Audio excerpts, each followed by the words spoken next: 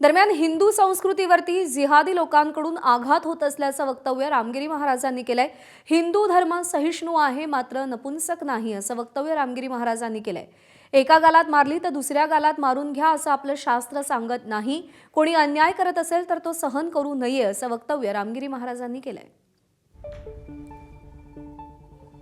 बऱ्याच ठिकाणी काही एरिया असा आहे की त्या ठिकाणी आपण जाऊ शकत नाही।